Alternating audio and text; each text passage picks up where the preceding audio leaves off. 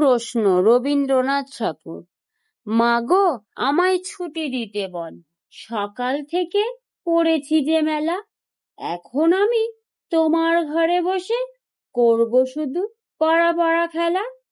তুমি বলছো দুপুর এখন সবে, না হয় যেন সত্যি হলো তাই। একদিনও কি দুপুর বেলা হলে বিকেল হলে মনে করতে নাই? আমি তো বেশ ভাবতে পারি মনে, সূর্যি ডুবে গেছে মাঠের শেষে, বাগদি বুড়ি চুবড়ি ভরে নিয়ে শাক তুলছে পুকুর ধারে এসে।